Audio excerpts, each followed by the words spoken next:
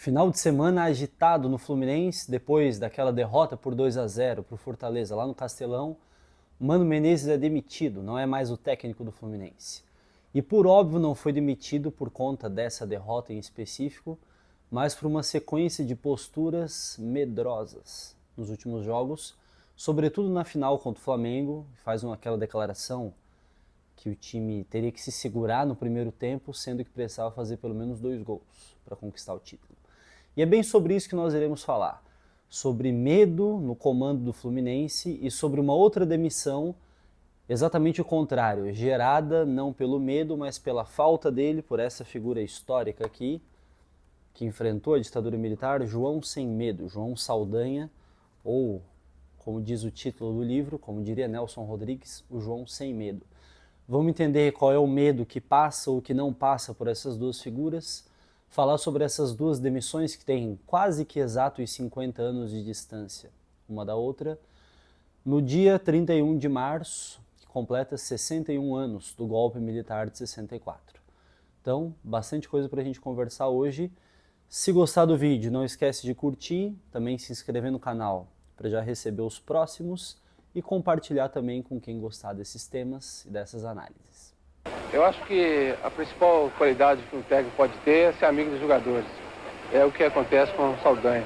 Porque um jogador que desconfia do técnico, eu acho que não existe coisa pior que uma equipe. E o Brasil tem conseguido esse ambiente bom graças a essa amizade que os jogadores têm ao Saldanha. E o Saldanha jogava para cima, né? Com aquele jeito dele visionário, meio delirante, né? De engrandecer, de falar as coisas. Ele tinha sempre frase de efeito, né? Esse corte que a gente acabou de ver da entrevista do Tostão, primeiro jovenzinho, depois com um pouco mais de idade, falando sobre a boa relação, sobre a amizade que existia entre João Saldanha e as suas feras, como ele dizia, no campo, naquela preparação para a Copa do Mundo de 1970, talvez foi o que faltou, o que nós não encontramos no trabalho do Mano Menezes. E é curioso pensar que nós nem precisaríamos encontrar essa relação, essa boa relação no trabalho de 2024. Melhor do que isso até. Quando o Fred orienta Mário Bittencourt que contrate Mano Menezes, era exatamente para que o Mano fosse a antítese a essa boa relação, entre aspas. Que o Mano soubesse ceifar algumas figuras do elenco, esse era um dos objetivos na época, para que o Fluminense conseguisse mudar, transformar a sua postura primeiro, para sair daquela crise deixada pelo Fernando Diniz no ano de 24, um risco gravíssimo de rebaixamento. Então, uma das características do trabalho do Mano foi isso, fugir do rebaixamento e fazer uma espécie de limpa no elenco, coisa que aconteceu. Desde Gabriel Pires até Douglas Costa, Marcelo foram cortados, Felipe Melo foi afastado do time também. Então nós vimos várias figuras importantes, outras nem tanto, sendo colocadas de lado pelo Mano Menezes, mudando a característica de jogo, mas sobretudo o medo do rebaixamento como ponto central do ano passado. Imagino que todos nós, tricolores, passamos o ano sentindo esse medo. E o futebol do Mano se expressava nisso. A busca por empates, como foi em Criciúma, esse jogo fora contra o Criciúma em Santa Catarina, como foi jogos em casa, em que o Fluminense tinha primeiro a responsabilidade de não perder, quem sabe empatar, e quando muito vencer por 1-0, porque não é basquete. Lembrar desse meme icônico que ficou marcado da passagem do Mano no ano passado. No entanto, esse medo legítimo do rebaixamento e esse trabalho que foi bem feito, se a missão era não cair, a missão foi bem feita até o ano passado. Mas o combustível do Mano Menezes em 24, que foi o medo da queda e a necessidade de cortar certos elementos, certas figuras do time, já não servia mais para 2025. Então o Mano Menezes deveria ter encontrado um outro combustível, ou o clube mesmo ter gerado uma outra responsabilidade, um outro foco. Coisa que não aconteceu. Acaba que o trabalho de 2025 também foi pautado por uma relação conflituosa com o time agora com outras figuras como John Arias, um cara que aparentemente parece ser fácil de lidar até certo ponto, e também Thiago Silva, o capitão da equipe.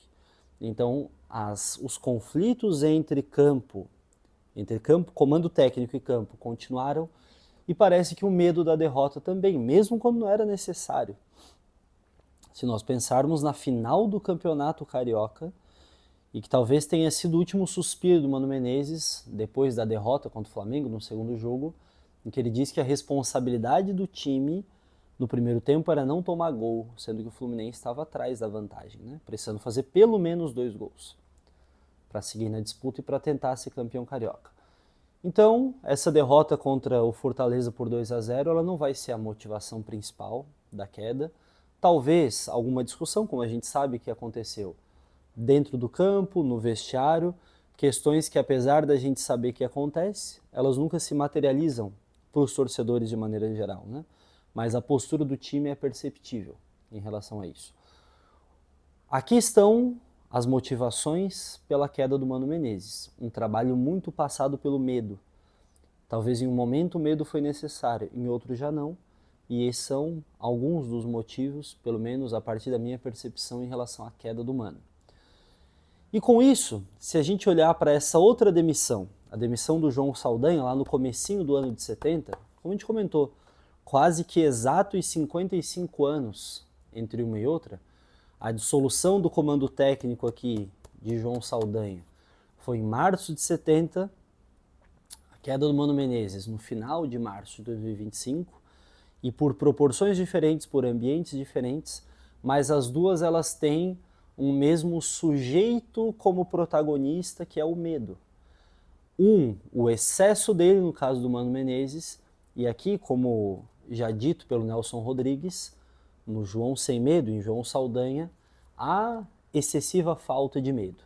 Então nós iremos tratar um pouquinho agora dessa figura aqui, que é uma figura histórica importantíssima, tanto da história política quanto da história do futebol brasileiro, e sobretudo falar sobre as suas contradições em relação à sua importância para o futebol e a formação dessa seleção de 70 também, que passou pelas suas mãos. Lá naquele trecho que a gente assistiu no começo do Tostão, dá para ver como uma das características do João Saldanha era essa boa relação, esse diálogo com os jogadores. Muitas vezes de deixar bastante aberto qual seria o time titular, aquela formação do 4-2-4, que foi muito usada pelo Diniz também, quando John Kennedy e Cano jogavam. A gente pode correlacionar isso com um medo que Tostão tinha, e ele relata nesse livro aqui, de não conseguir a titularidade. Logo no começo do livro ele dedica um capítulo todo a João Saldanha, e ele fala sobre o medo que ele tinha de não ser titular, uma vez que ele teria que disputar a vaga com o Pelé. E o João disse que aquela não precisava ser uma preocupação, uma vez que os dois poderiam muito bem jogar juntos. E assim se fundamenta esse 4-2-4. Existe um vídeo no canal do Gerson, Canhotinha de Ouro, em que ele explica muito bem, um cara que estava naquele time, ele explica muito bem como funcionava tanto a dinâmica do jogo do João Saldanha quanto do Zagallo, algumas transformações que aconteceram de um para o outro. A seleção brasileira se classifica de maneira invicta, de fato, numa eliminatória, aquele momento muito fácil, muito mais fácil do que a dos dias atuais, mas jogando um futebol interessante e sempre com os enfrentamentos de João Saldanha contra a figura do recém-possado presidente da República, Emílio Garrastazu Médici, já no auge da ditadura militar. E aqui é importante que a gente volte um pouquinho a fita e entenda a história de quem foi o João Saldanha. Nascido no comecinho do século, no Rio Grande do Sul, em Alegrete, lá na fronteira, região oeste, quase do Rio Grande do Sul, fronteira com o Uruguai, em 1923, o João Saldanha, já com uma certa idade, já jovem, vai ver a sua família enfrentar e ter que se exilar no Uruguai por conta da disputa política entre Borges de Medeiros, líder dos Chimangos, e os Maragatos, que era o grupo que a sua família fazia parte, liderados pelo Assis Brasil. Em 1922, eles se enfrentam nas eleições estaduais. O Borges de Medeiros, que era a situação, vence, e acaba que os Maragatos, que são reconhecidos na tradição do Rio Grande do Sul pelo lenço vermelho, e os Chimangos pelo lenço branco. Família Maragata de Saldanha acaba se exilando no Uruguai. Depois ele vai até Curitiba, eles vão morar no Paraná, onde ele se aproxima do futebol por meio do Atlético Paranaense. E depois, quando o Vargas ganha expressão e assume o poder lá com a Revolução de 30, eles vão para o Rio de Janeiro. Então acaba que João Saldanha faz a sua vida no Rio de Janeiro. Em 1935, ele acaba desviando a sua rota política daquela tradicional de sua família, estancieira, gaúcha, e ele acaba fazendo sua filiação para o PCB. No ano de 1935, que é um ano bastante complexo também para a história do socialismo no Brasil, que é o ano da intentona comunista, que Luiz Carlos Prestes e Olga Benário tentam tomar o poder, não conseguem, os dois são perseguidos, presos, Olga Benário inclusive é extraditada de volta para o seu país, para a Alemanha, onde será morta, lá pelas forças do Hitler. Então é nesse contexto complexo que João Saldanha se aproxima do marxismo-leninismo, que era a ideologia, a perspectiva dentro do socialismo que ele seguia.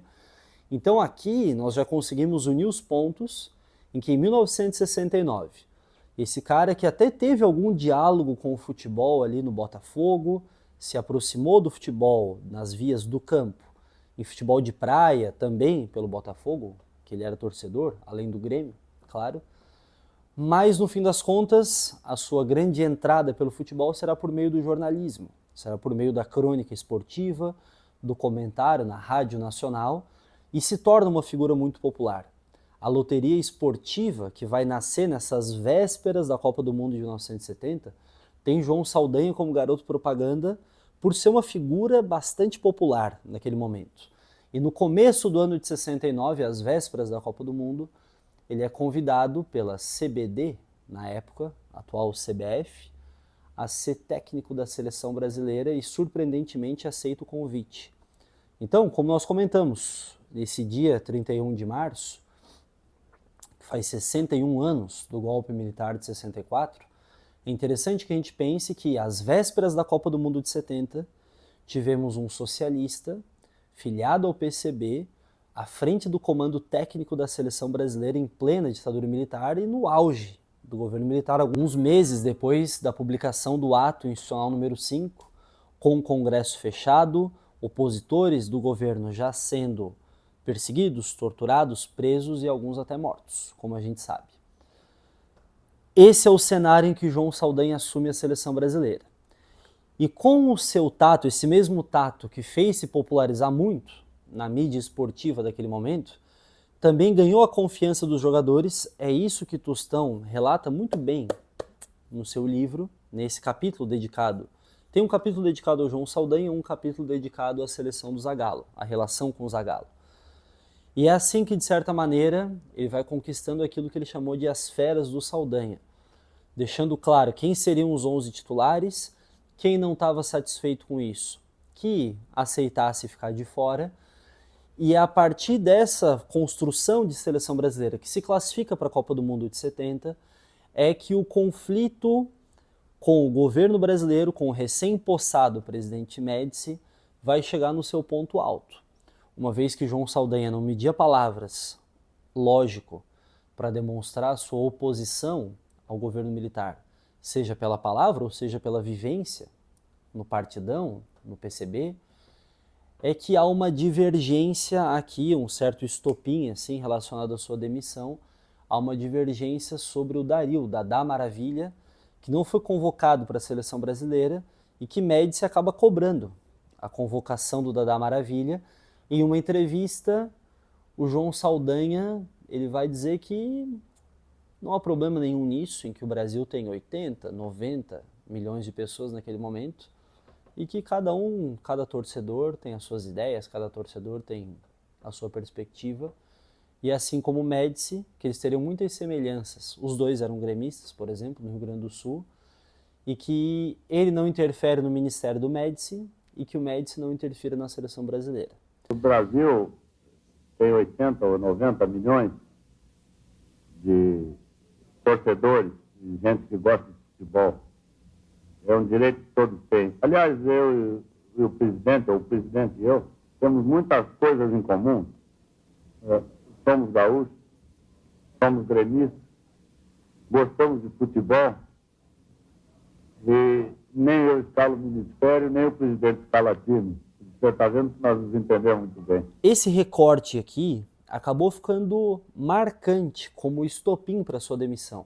Mas é lógico que a gente sabe que existe uma série de outros processos, outros fatores, que são muito mais profundos e muito mais complexos do que esse, que envolvem questões políticas que levaram até a demissão de João Saldanha às vésperas da Copa do Mundo de 70.